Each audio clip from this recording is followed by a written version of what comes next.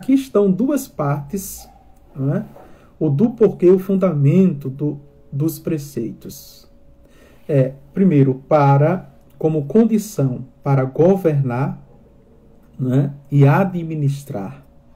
Veja, é essencial, é sine qua non que uma instituição humana, enquanto divina, tenha também leis naturais para poder, né, governar, para poder administrar. E não apenas os bens naturais, não é? Os bens móveis e imóveis, mas também administrar os sacramentos, a dimensão divina, né, da nossa igreja. O som está saindo?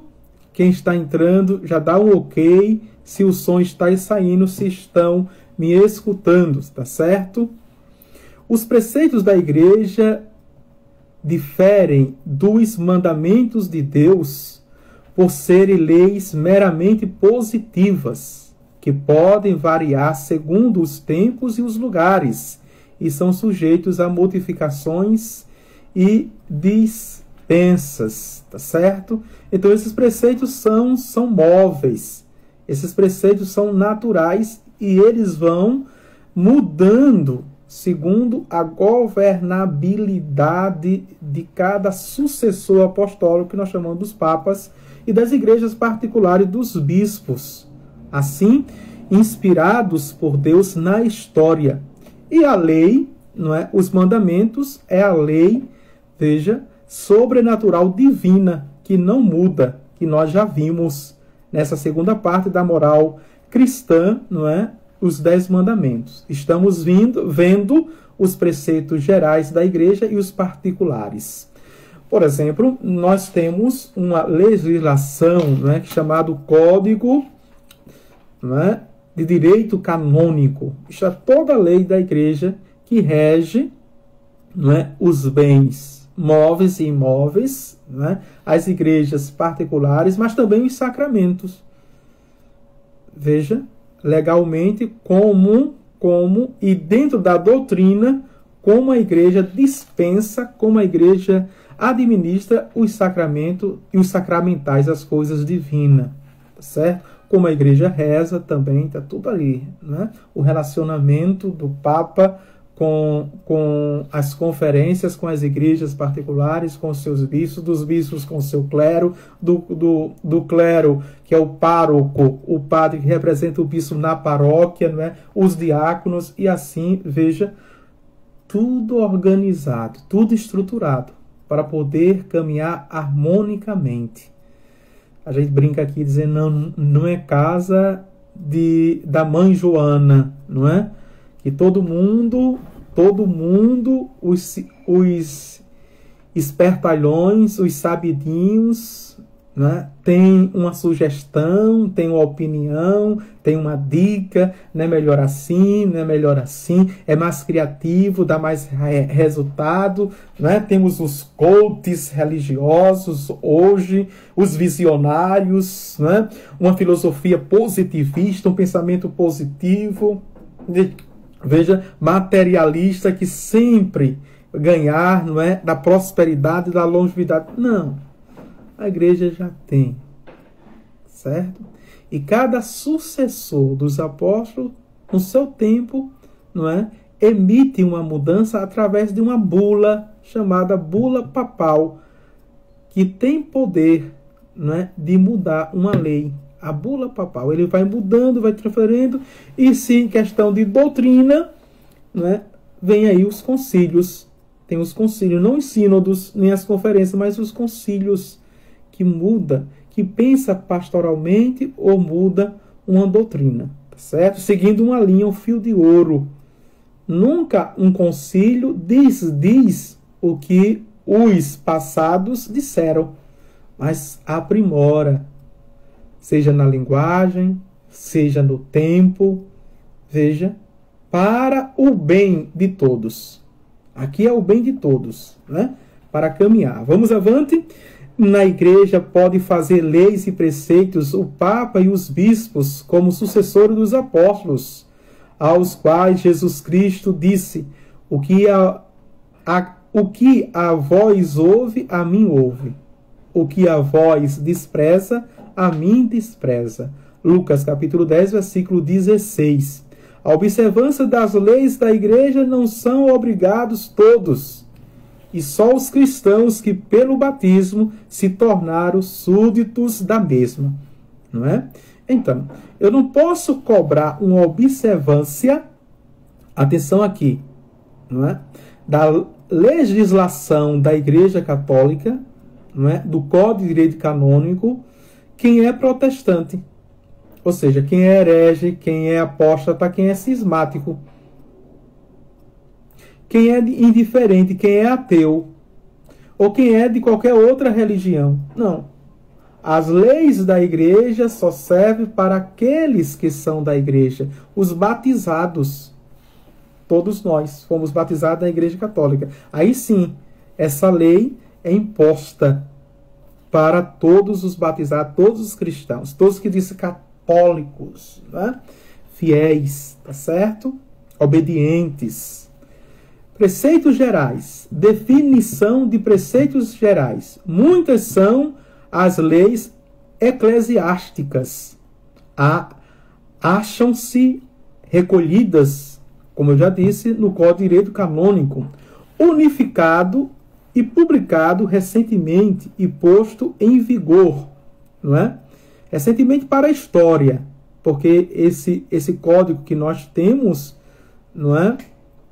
Temos aquele, o de 19 de maio de 1918, mas temos o recente, que é mais recente na história, não é?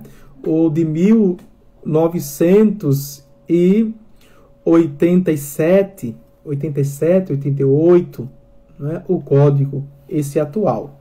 Falamos aqui nos 5 preceitos gerais de que trata o catecismo, com eles a igreja, aplicando os mandamentos de Deus, prescreve aos fiéis alguns atos de religião e determinadas, não é, abstinências. Atenção aqui. Então vamos ver, né? Os primeiros aqui, não é? Os preceitos gerais que estão também no catecismo, certo? Código de Direito Canônico e no catecismo. Vamos ver.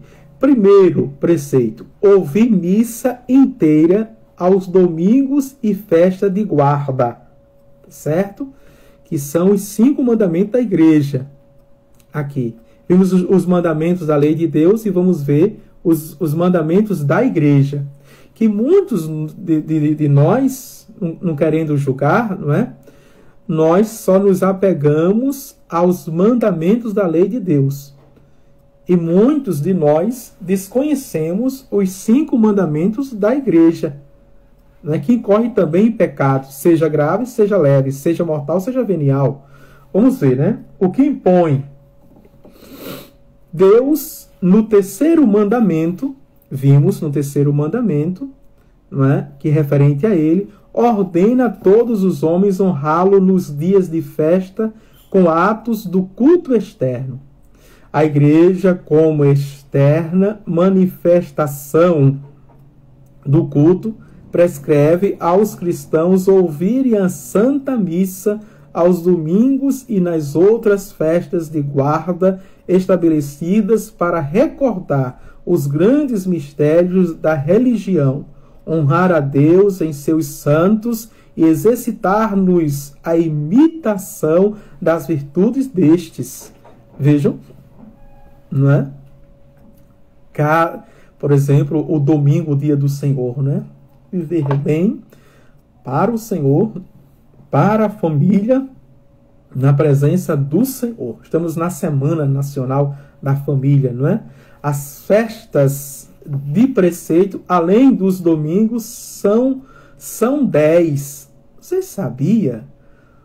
Vocês sabiam que as festas de preceitos, fora o domingo, são 10? Vamos ver aqui. Natal é uma festa de preceito, não é?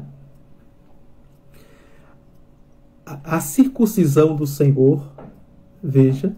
A Epifania Ascensão, Corpus Christi, Imaculada Conceição, não é? Ascensão de Maria Santíssima, que é a Assunção, hoje, que aqui no Brasil se coloca para o domingo, não é? São Pedro e São Paulo, todos os santos, festa de preceito, e em algumas dioceses aqui do Brasil, né, que adotaram também o dia de São José, é um dia de preceito, certo? São José, que é dia 19 de março, não é apenas que é aquele 1º de maio, né? Mas 19 de março, o dia de São José. São essas festas de preceitos, veja, e são 10 festas, e quem as, não é, subjuga ou subjugam, incorre em pecado mortal, porque vai contra esse primeiro mandamento da lei de Deus. É desconhecido. Isso é doutrina, catequese, que toda criança que faz a primeira comunhão deveria saber. Mas não se passa isso mais, né? Fica em devaneios, fica em temas, fica em dinâmicas, em brincadeira, que o essencial para a nossa fé, para nos ajudar na vivência da nossa fé, nós não transmitimos mais na catequese. Essa é a verdade. Essa é a verdade. Falamos de tantas coisas, mas não falamos da essência da nossa doutrina. Por 2 motivos. Primeiro, porque não acreditamos, não é, que essa igreja é a verdadeira. Por segundo motivo, porque não sabemos. Porque não sabemos. Vamos lá? Então, condições para satisfazer ao preceito. 3 coisas se exigem para satisfazer a este preceito, não é? O lugar devido, que é ouvir missa inteira aos domingos e festas de guarda, o lugar devido, integridade da missa, toda a missa, não é? A presença. Vamos ver o lugar devido. Lugar devido, isto é, lugar estabelecido pela autoridade eclesiástica para ser celebrada a Santa Missa. É ordinariamente para todos os fiéis à igreja, ou um oratório público, ou semipúblico. Nos oratórios privados pode ouvir a missa tão somente aqueles que obtiveram licença para isso, né? Mas em dias, sobretudo dia de preceitos, de guarda no domingo, tem que ser locais públicos, no sentido a missa para todos, não apenas missa privada. Integridade. A missa deve ser ouvida inteira, isto é, do princípio ao fim, e quem omite uma parte notável não satisfaz ao preceito. Quem deixa o que precede o ofertório ou segue a comunhão, sem causa excusante, comete pecado venial, né? Então, tem alguns sabidinhos, aqueles que gostam de burlar sempre as leis, né? Então diz assim, olha, chegando até a liturgia da palavra, pode comungar. Então, tem sempre aqueles atrasados. Perde o início da missa, o ato penitencial, o glória. Chega na liturgia da palavra, sabe? Aí aqueles que gostam das brechas da lei, diz assim, não, até a homilia pode chegar. E tem outros que diz até a comunhão. Então tem pessoas que perdem a primeira parte da missa todinha, até a liturgia da palavra, chega antes da comunhão e ainda comunga. Esses cometem o pecado venial. Certo? Presença. É dúplice a presença de corpo e da alma. Não é apenas corpo presente. Veja como os catecismos antigos, não é? Eram pontuais e objetivos. Não fazia muito devaneio, muita conversinha para falar a verdade. É isso e acabou. A presença de corpo importa em encontrar-nos onde se celebra, ou ao menos possamos ver o sacerdote e seguir as várias partes do sacrifício. Quando isto não seja possível, possamos, quando menos, pelo som da campainha, dos assistentes do canto, etc., perceber o que faz o sacerdote. E aqui já entra, né, aquela função.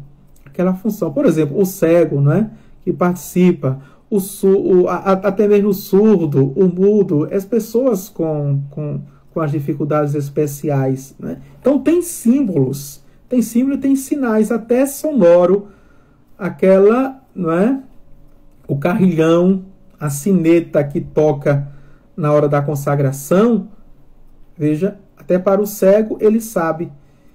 E é salutar aqueles que não podem, estão doentes, não podem participar, tocar o sino mesmo, né? O sino externo, para quem está em casa, sabe que naquela hora, veja, é a consagração. E no seu coração adorar o Senhor, né? Na missa que está sendo celebrada.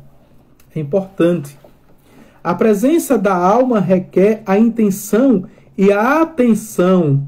A intenção e a atenção.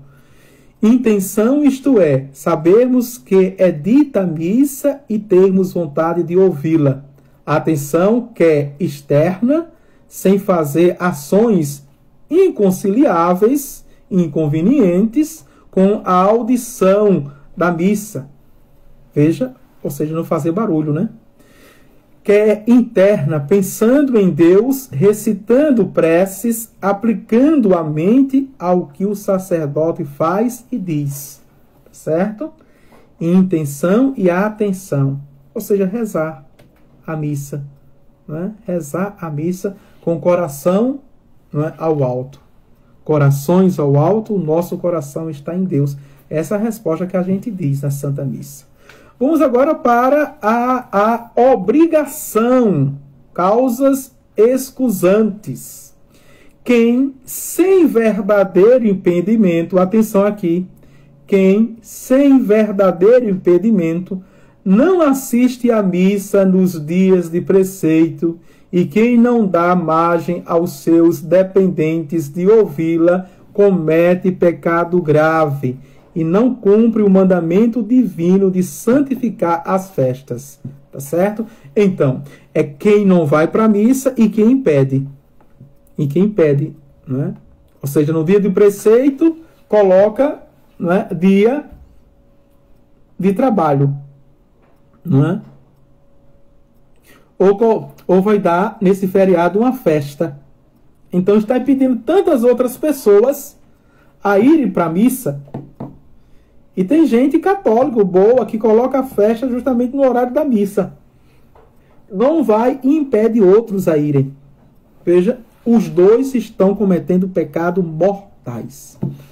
Ou pecados mortal, não é?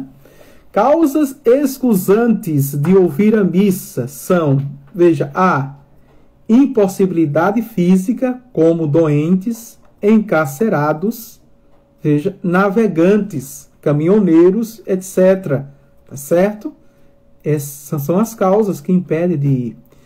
Impossibilidade moral, como os que assistem a um doente e não podem ser substituídos, mas que têm filhos pequeninos que perturbam também, né? São estas causas que estão livres, tá certo? O médico, o enfermeiro, o doente, não é? Aqueles que dão plantões essenciais, vitais, certo? Também aqui, veja, a mãe está com o filho, está perturbando a ordem, está fazendo barulho. Então, essa mãe consciente, se não quer ir para casa, né, sai um pouquinho, fica à porta com o filho, né? Fica à porta com o filho para não perturbar a ordem, para que os outros possam ouvir a missa e participar dignamente, plenamente, integralmente. Não é? quem causa a desordem da missa está cometendo pecado venial. Né? Seja criança que não sabe, né? A gente é interessante que a criança é inocente, mas os pais não. Os pais não, né? Às vezes a mãe dá o celular ao filho, aí leva a gula, leva carrinho daqueles que faz barulho, o menino corre para lá, corre para cá, e ela fala alto dentro da igreja que está acontecendo a missa. Veja,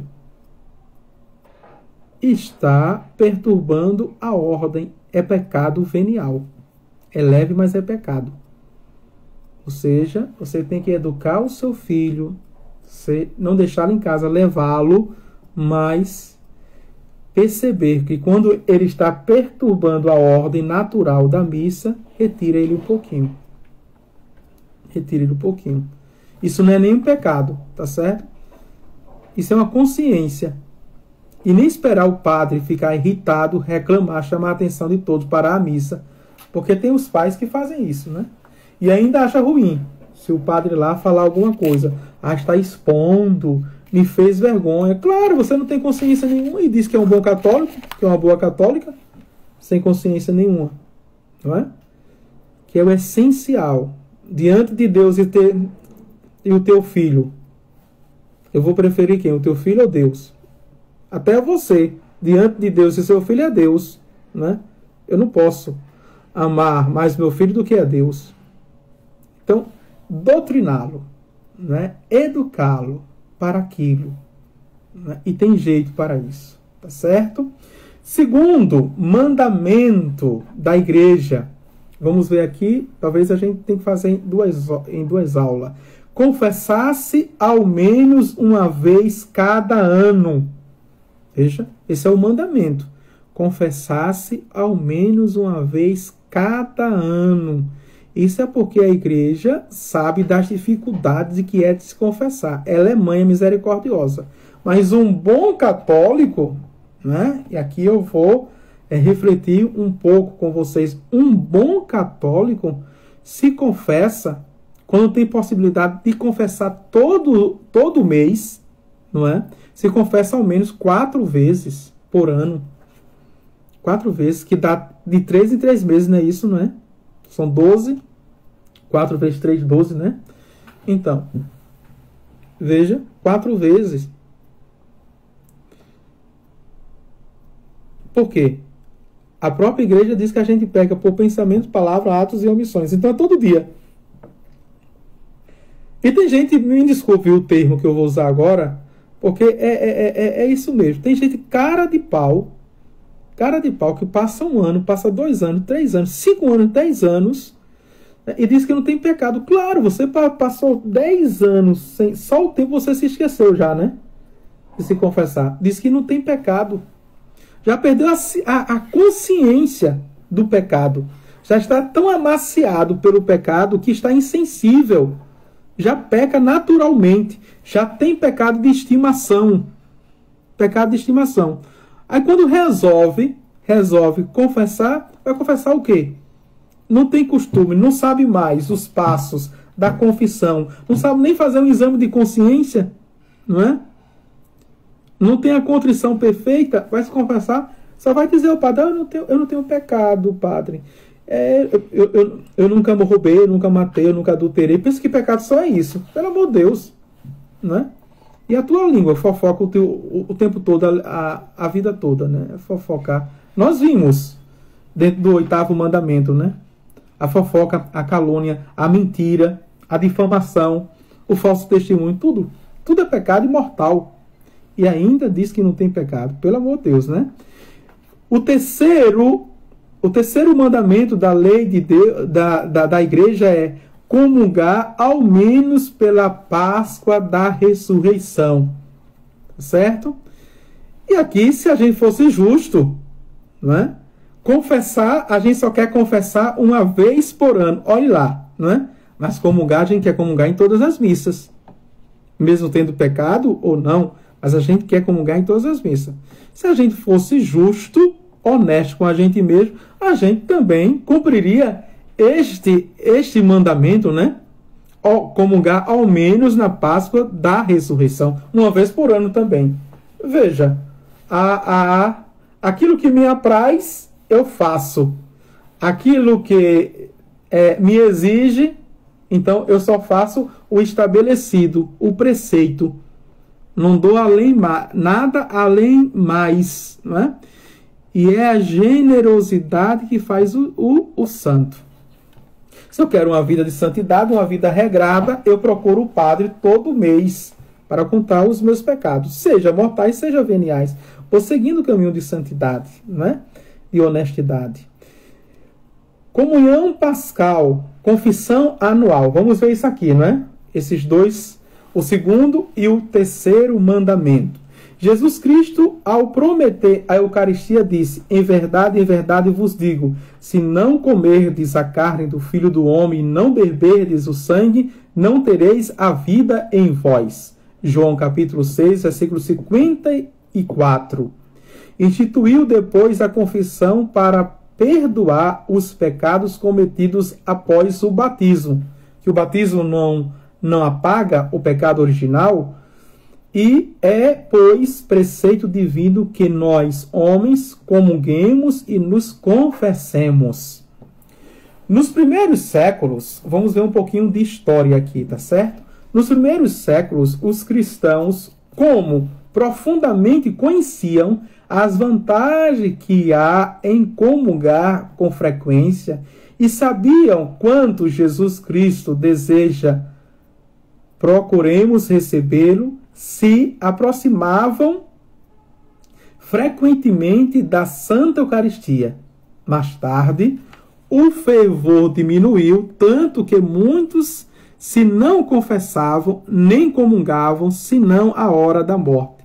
Por isso, a igreja, olha aqui, tá vendo? Porque a igreja colocou ao menos uma vez por ano, porque o fervor caiu no percurso da história, né? Ao longo dos séculos, foi se esquecendo da Eucaristia. Encarregada de explicar-nos e fazer observar a doutrina do Divino Mestre. No quarto concílio de Latrão, em 1215, estabeleceu que todo católico, chegado ao uso da razão, isto é, por volta dos 7 anos, e não legitimamente impedido, deve confessar-se ao menos uma vez no ano e comungar ao menos pela Páscoa. Olha a doutrina da igreja, né? O uso da razão. Aí as crianças têm 8 anos, têm 9 anos, têm 10 anos e os padres ficam dizendo: mas está muito cedo para comungar. Veja, muitos nem conhecem a doutrina ainda, que é a partir que já pode, independentemente da primeira comunhão, para comungar, já pode fazer a experiência da confissão. Se seu filho completou 7 anos, ele já pode fazer a experiência da primeira confissão. É batizado, pode confessar. Vejam. Ô padre, mas ele não está no catecismo. Pode confessar, não é? A introdução do catecismo é para dar uma consciência maior, preparar melhor, tá certo? Para o sacramento da Eucaristia. Mas eu não tenho que me confessar em detrimento ao sacramento. Eu me confesso para me casar, eu me confesso para comungar, eu me confesso para crismar. Não. Eu me confesso para receber a extrema unção. Não, eu me confesso porque eu tenho um pecado. E fim de papo, eu sou pecador, eu me confesso. Eu tenho consciência desse pecado e eu me confesso. A confissão, o sacramento tem valor em si. Mas vamos ver, viu? Vamos ver lá na frente, quando a gente falar da terceira parte, em Cristo, o sacramento da confissão. Note-se logo este, ao menos que relembra o dever de nos aproximarmos frequentemente desse sacramento, porque são de grande utilidade à nossa alma, à nossa vida, para estarmos em estado de graça. A confissão pode ser feita em qualquer tempo do ano e a qualquer confessor aprovado. O tempo útil para a comunhão pascal é desde o domingo das Palmas, né, o domingo de Ramos, ao domingo inalibilis. Inclusive, porém, os bispos têm faculdade de antecipar esse tempo desde a 70ª e prorrogá-la até a festa da Santíssima Trindade. No Brasil, não é, por indulto, até o dia de São Pedro e São Paulo, onde recebemos as indulgências plenárias também, certo? São exortados os fiéis a satisfazerem ao preceito da comunhão pascal na própria paróquia, embora satisfaçam a desobriga em outra paróquia, procure informar nesse particular o respectivo pároco. Vejam só, né? Até é interessante, vejo, até para fazer a comunhão pascal, olha a doutrina, que deveria ser na sua paróquia com seu pároco, é ele que lhe acompanha. Mas se você vai viajar ali na vigília pascal ou na missa de Páscoa, comunica ao seu pároco que vai fazer essa comunhão, não é, na outra paróquia. Por quê? Porque, veja, é um preceito e você vai cumprir esse preceito para que seu pároco saiba, não é? Mesmo que você comungue todos os dias, todas as vezes, mas essa comunhão, se vai sair da sua paróquia, comunique ao pároco. O preceito da comunhão pascal urge sempre, embora alguém, por uma causa qualquer, não haja satisfeito no tempo devido esse preceito. Não cumpre o preceito quem faz confissão ou comunhão sacrílica, não é? Ou seja, sem adicionar aqui os sacramentos, né? Eu estou em pecado mortal e não confesso. Estou fazendo comunhão sacrílica, tá certo? Vamos para o quarto mandamento, dá tempo? Né? Dá. Jejuar e abster-se de carne quando manda a Santa Madre Igreja, a Santa Igreja. Vamos ver isso, vamos entender esse aqui, não é? Deus, no sexto mandamento, nos ordena sejamos santos no corpo e na alma. Por isso, devemos praticar a penitência ou mortificação. Jesus Cristo disse, se vós não fizerdes penitência, todos perecereis de igual modo. Lucas, capítulo 13, versículo 3. Vamos entender agora, não é? É autoexplicativo, tá certo? A Santa Igreja quer, com a sua autoridade, inculcar-nos a observância do mandamento divino e, para tornar mais fácil a prática da penitência, estabeleceu-lhe o tempo e o modo, prescrevendo a abstinência e o jejum. Veja, a prescrição é no tempo e o modo como se faz a penitência.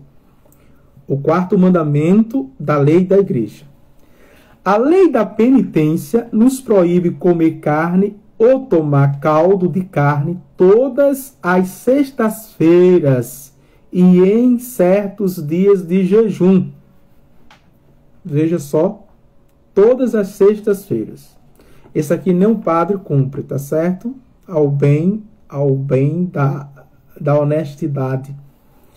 No Brasil, por intuito especial, são dias de jejum com abstinência de carne, a quarta-feira de cinza e todas as sextas-feiras da quaresma.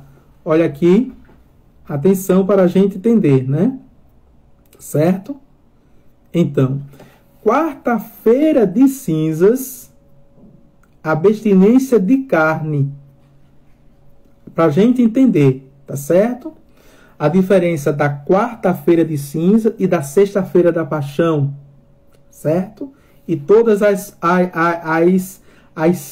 quartas-feiras e todas as sextas-feiras da quaresma. Vamos entender. Então, abstinência de carne, ou seja, na quarta-feira, vamos fazer, no Brasil, por intuito especial, são dias de jejum com abstinência de carne. A quarta-feira de cinzas e todas as sextas-feiras da quaresma. Então, veja, o jejum, a quarta-feira de cinza, não é? Eu fico sem uma refeição, o almoço, mas em nenhuma das refeições eu posso comer carne. É abstinência de carne. Deu para entender? Quarta-feira de cinzas. Eu posso tomar o café sem carne, eu posso jantar sem carne e eu faço o jejum do almoço todo e sem carne. Tá certo? E as quarta e as sextas-feiras, não é, da quaresma, também eu deveria fazer o que eu faço o que eu fiz na quarta-feira de cinzas. Fazer o jejum com abstinência de carne. Dias de jejum sem abstinência de carne. Olha aqui, sem abstinência de carne.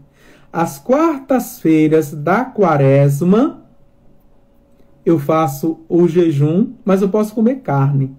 Tá certo? Então, eu posso comer carne. Posso comer carne de manhã, no café e na janta. Tá certo? Mas no almoço eu faço o jejum total. As quartas-feiras da quaresma. A quinta-feira santa e a sexta-feira das têmporas do advento, né? As sextas-feiras do advento também. Dias de abstinência de carne sem jejum. As vigílias do Espírito Santo é para ficar sem comer carne. Veja, eu posso comer, ter as 3 refeições, mas sem comer carne. Só abstinência de carne sem jejum. As vigílias do Espírito Santo, vê? A ascensão de Nossa Senhora, agora, que é a Assunção, o próximo domingo. Veja, não se pode comer carne. De todos os santos, dia de todos os santos e o Natal do Senhor. Também é abstinência de carne. Tá certo? A gente não sabia disso. Veja, somente os antigos catecismos traz isso pra gente. Se a gente não pesquisar, a gente não sabe dessas minúcias dos preceitos da igreja.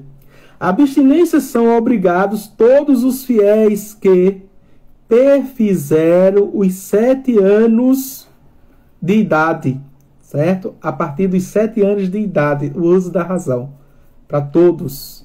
São excusados somente por enfermidade, não é? Mendicidade ou por dispensa dada, por justo motivo, pelo bispo ou pároco, né? E aqui entrou a lei também da pessoa idosa, né? Depois dos 60 anos. Esses são excusados, né? A lei do jejum são obrigados por todos os fiéis, porém não nos proíbe tomar algum alimento pela manhã e pela tarde, no final da tarde, como eu já falei, observando-se quanto a quantidade e a quantidade, o costume aprovado no lugar, certo? Isso pelo ordinário do lugar, que é o bispo. Dom Henrique explicava, não é, que comia um pouquinho de manhã, comia um pouquinho à noite, que não desse uma, e tirasse a principal alimentação, que é o almoço. A lei do jejum são obrigados todos os fiéis dos 21 anos completo aos 60 começados, ou aos 50, se forem senhoras, contanto que já não estejam dispensados por doença, trabalhos, não é, fadigosos que exerçam por dispensa dada por justo motivo pelo bispo ou pelo pároco, né? O jejum aqui, esse jejum, veja, total, não é? O jejum total. Deu para entender? É bem explicativo, né? Acho que vai dar para terminar. Vamos lá. O quinto mandamento: pagar dízimos segundo o costume e não celebrar núpcias nos tempos proibidos. Olha aqui, veja, isso é a lei da igreja, o quinto mandamento da lei da igreja. Vou repetir: pagar dízimos segundo o costume e não celebrar núpcias nos tempos proibidos. Necessidade da igreja para o culto e para os ministros. Obrigação aos fiéis de provê-los. O dízimo, atenção, é o quinto mandamento da lei de Deus. E a gente falta, veja, incluir essa linguagem quando a gente vai dar formação, não é? Sobre o dízimo. Deixar claro que é o quinto mandamento da lei de Deus, não é? E quem não faz, incorre em pecado mortal. Primeira coisa, Deus nos mandamentos nos ordena prestar-lhe culto, assim externo como interno. E este não só individual, senão socialmente, público, não é? Privado e público. Nesse intuito, ergueram-se templos sacros, onde se realizam, com funções sagradas, as manifestações do culto. Foram consagrados os sacerdotes e os ministros sagrados, que por deverem atender ao serviço de Deus e à cura das almas, não pode dedicar-se a outras ocupações com que procure honesto sustento, não é? Veja, o dízimo é para o sustento também. É chamada côngruas do padre, não é salário, mas côngruas, ou seja, o mínimo para que ele se sustente e viva dignamente como filho de Deus. Tá certo? É, pois, necessário que os fiéis contribuam para as despesas do culto e sustento dos ministros sacros.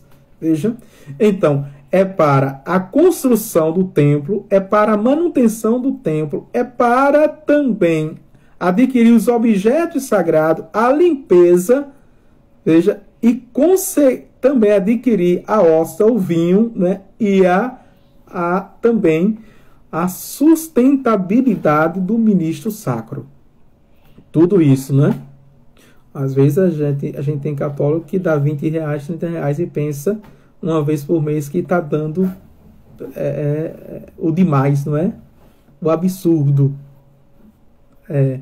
Nos primeiros séculos da igreja, este dever era entendido e cumprido.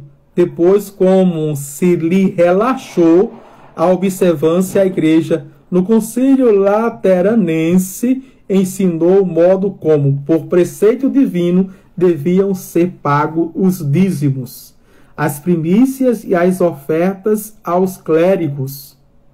O Código confirma novamente este dever e recorda, se observe nesse sentido os estatutos particulares e os louváveis costumes de cada região, não é? Aqui. Então, veja, aqui o costume da nossa diocese de Palmares e as paróquias, não é que se deixe, não tem nenhuma porcentagem estabelecida, como as outras comunidades eclesiais cristãs, que são os 10%, baseado na Bíblia, os 10%, que deveria ser 10%, mas deixa a generosidade do coração. Quando eu cheguei aqui na minha paróquia, não é, se dava R$3 para o dízimo, R$5, aí não, né? Ainda se chama de dízimo, nenhuma oferta isso é, nenhuma oferta. Você vai de 8 em 8 dias para a missa e pega R$2 e dá, aí nem oferta isso é, né? Ao bem da verdade. Veja, a viúva deu tudo o que tinha e foi elogiada por Jesus, né? E a gente bota a culpa, sou pobrinho, sou não sei o quê, o desemprego, a priva. Aí quando vai para qualquer loja, só pega roupa de grife, de marca, de tênis, de tudo, né? de coisa luxuosa, não veste. Claro, todo mundo tem direito, mas você tem que ter, ao menos se lembrar do argumento que você usa quando é para mexer no seu bolso, que não tem. Mas quando é para o bem próprio, tem tudo, né? E aqui, veja, a mesma coisa também é a questão das espórtulas. As pessoas não têm 20 reais, não têm 30 reais para colocar na intenção. Mas depois, né, se dá banquetes e festas e mais festas. Tem, né? Para rezar para os seus entes queridos, não tem. Reclama daquela taxa de casamento, 150 reais. Aí depois paga 5 mil, 10 mil para o buffet, não sei o que, a festa. Veja, é desproporcional, né? Uma vez, nesses 15 anos que eu sou padre, veio uma noiva chorando, não é? Pedindo que eu, de fato, reconsiderasse. E na época, eu acho que era 80 reais a taxa, né, dos proclamas, tudo, né? E aí eu me compadeci, reconsiderei, não é? E fiz de graça toda a documentação, a entrevista, tudo, cedi à igreja. Quase que eu comprava as flores, por tanta piedade.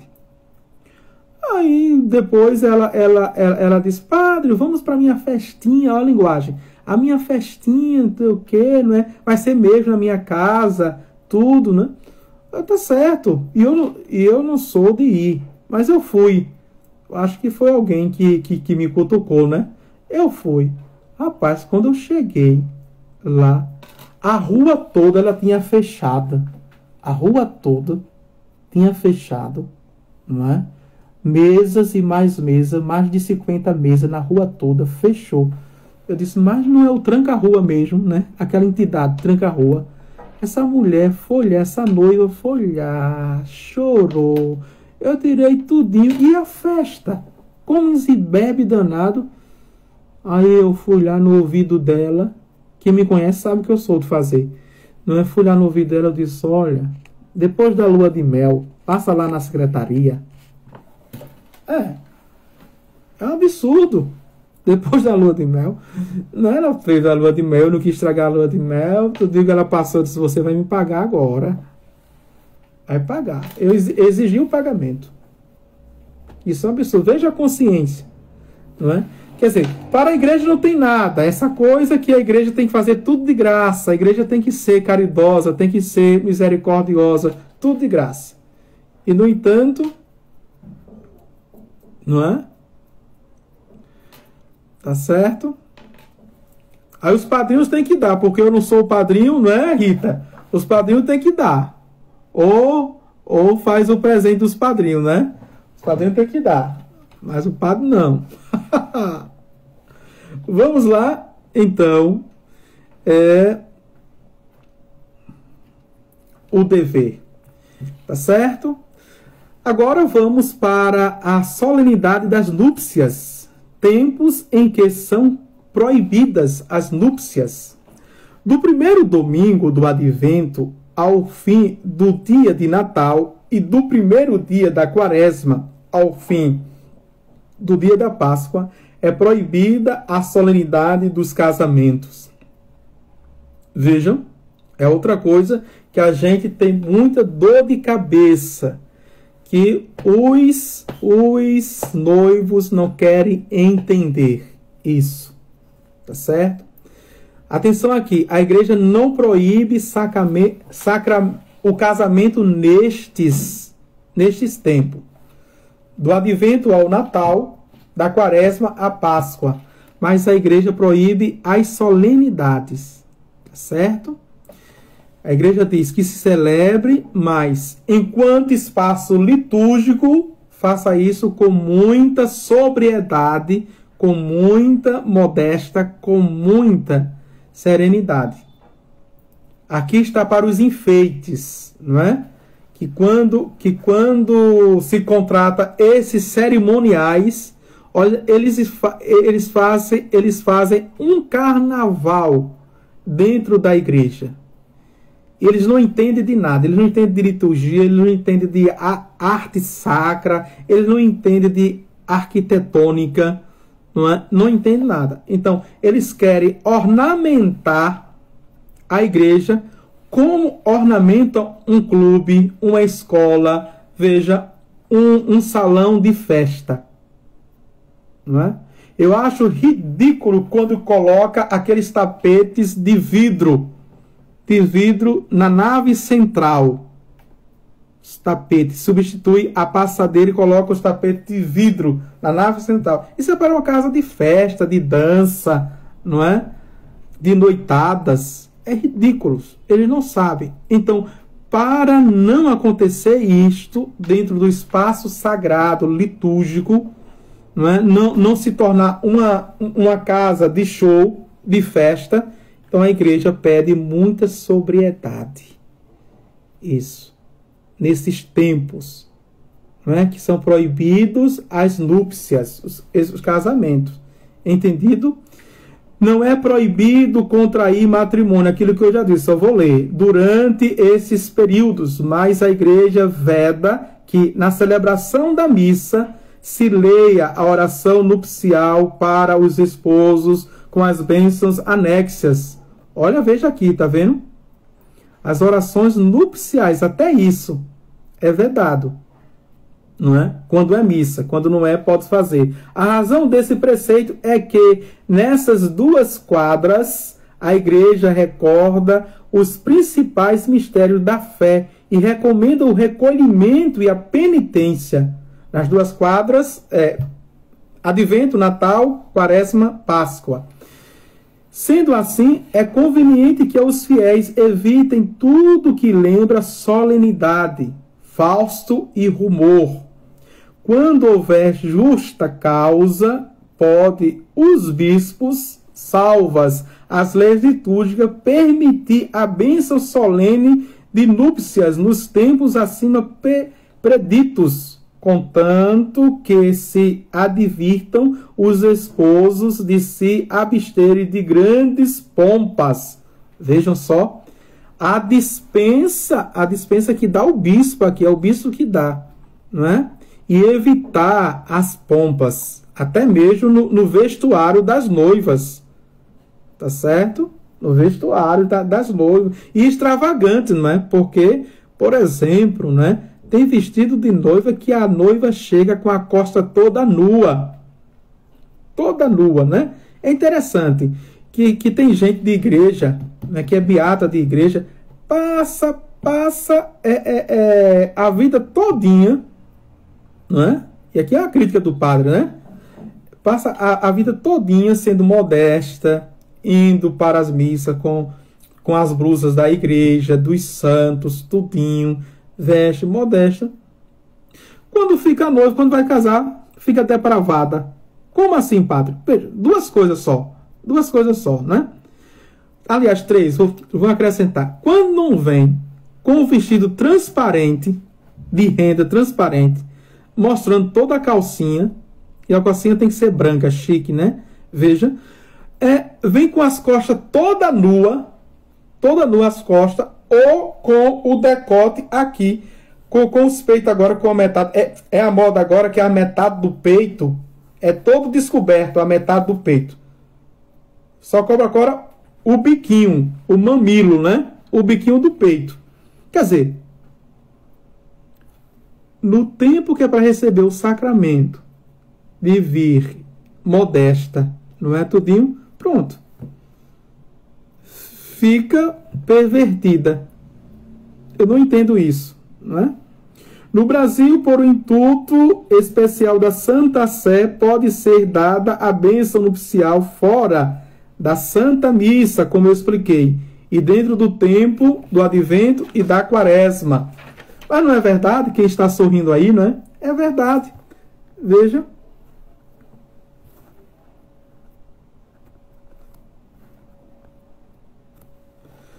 Passou a vida todinha, quando é para honrar nosso Senhor, né? Severina, Cláudia e Josilda. honrar nosso Senhor naquele dia, quer dizer, diz claramente que não entendeu nada do mistério da fé. Não entendeu nada, tá certo? Então, quando voltarmos, talvez eu faça hoje, porque já é a terceira aula, faço ou não faço, ou à noite, não sei, mas eu já fiz 3 aulas hoje. Vamos voltar para, ainda dentro dessa segunda parte, a moral cristã, vermos agora a moral nas virtudes e nos vícios, tá certo? E aí a gente termina essa segunda parte e passa para a terceira parte do Catecismo da Igreja, a doutrina cristã. O Senhor esteja convosco, Ele está no meio de nós. Abençoe-vos Deus Todo-Poderoso, o Pai, o Filho e o Espírito Santo. Amém. Tchau, tchau.